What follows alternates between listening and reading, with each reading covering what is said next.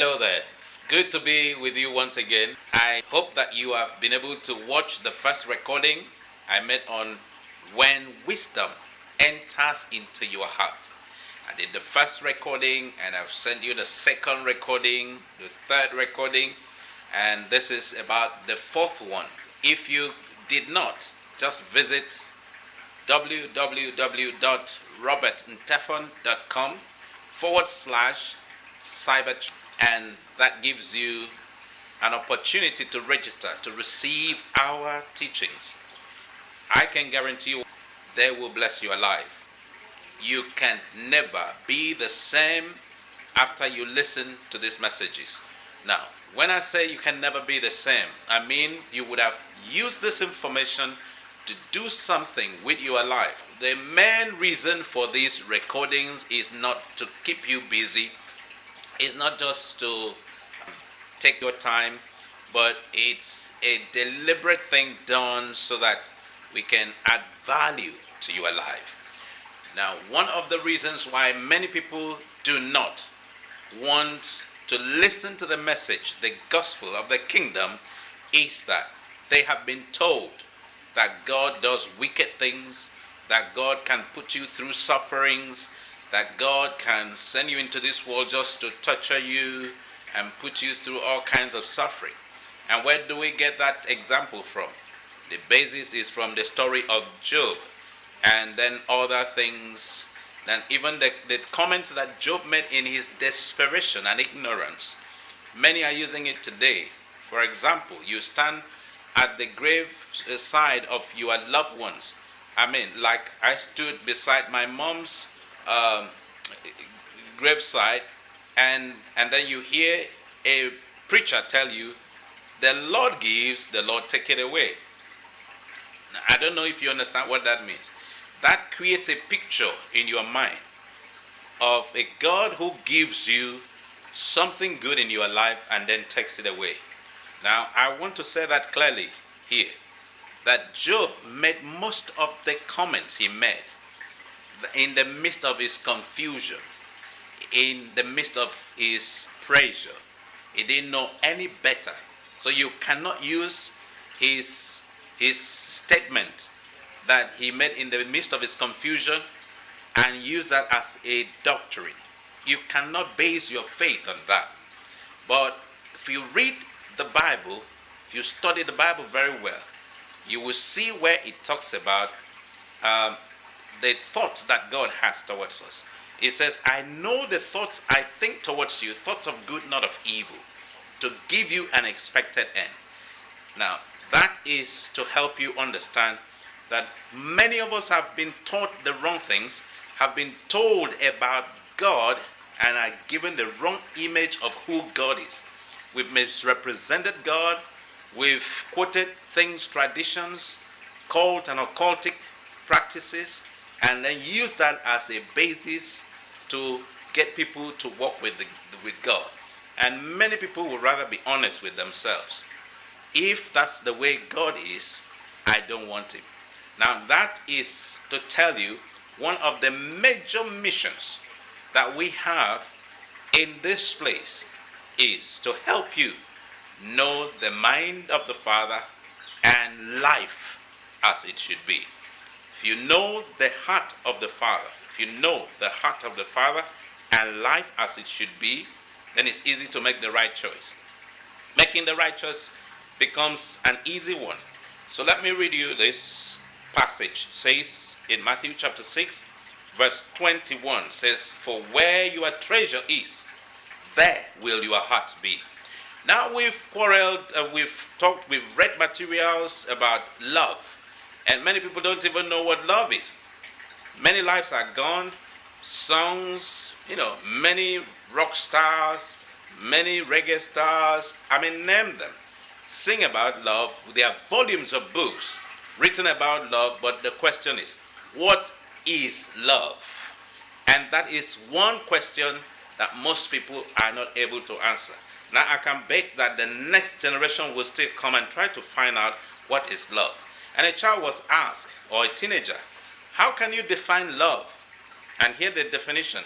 Love is the feeling that you have, that you know this, a feeling that you have, you don't know what the feeling is like. And that's how confused many young people are. And they take it to their old age. So love for many is about feelings. It involves feelings, but that can't be all about it. Love is something that is more powerful than you understand. But let's give it one word. And the one word for love is value. Okay? So if we say where your treasure is, that's where your heart will be, means that something that is very valuable to you will connect with your heart. Now, many people think that love is having time only to spend, or having to stay with somebody who just accepts you the way you are, doesn't have any form of demand on you, and doesn't correct you for anything you've done wrong, allows you to do whatever you want to do, and he always serves you, and you do nothing, and that means the person loves you. No, that's not what it means. Now, we're talking about allowing the wisdom of God to enter into your heart. Now, we emphasize the heart because the heart is one place that connects with the treasure, something that is of real value to you. Have you ever had a treasure? Have you ever had something that is very precious to you? It captures your attention. You don't need to try to act. It's not just an intellectual thing. It's that you experience the power of it, and it connects with your heart. So, what are we saying? If the wisdom of God enters into your heart, if it goes beyond your intellectual level, if it's more powerful than just trying to reason and say, okay, the scientists say it, I believe it. That's head belief. We're talking about heart belief. That is valuable to you. It's a treasure. You don't force yourself to connect with it. You don't try to make something out of it. It's that you know there is treasure in it.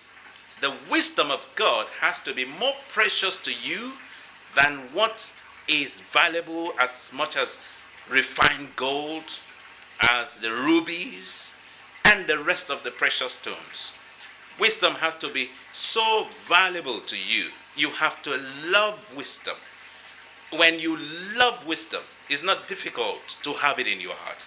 It has to be the love of your life. Make wisdom your sister.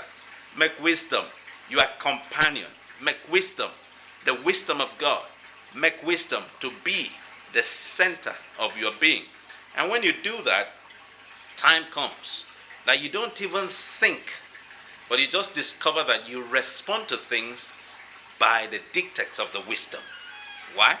It's in your heart. It's not just what you are trying to reason. You don't need to say, give me some time to think about it, because it's in your heart, and it just works like that. Because where your treasure is, that's where your heart will be. Now, make the wisdom of God the treasure of your life, and you will discover connecting and flowing with the power, the energy that comes from the wisdom of God won't be a struggle. That's where we're going to draw the curtain today. I hope you are getting something that is of value to your life. Now, don't allow your life to be run just by your intellect and your head, but let your heart be ruled from, let your life be run from your heart, and let your heart be connected to your Creator. Let the Creator have your heart as the center. And I want to remind you, every time human beings do things from the heart, God either reacts or responds. He doesn't just watch you do something from the heart and he does nothing about it. No. You want to catch God's attention, you want to pray and your prayer gets answered, you want to do anything and it goes beyond the physical, do it from your heart. And one reason why many people are very good on their job, and you wonder why they cannot maintain a good family relationship, is that they reason it in their head, it has not come into their heart yet. If you want to know how to succeed in anything you do, after you gather the information into your intellect, make it a thing of your heart. Choose with your head, but love with your heart. And then you discover that it becomes an easier thing. Thank you very much for listening, and I look forward to seeing you again in the next episode. God bless you, and see you then.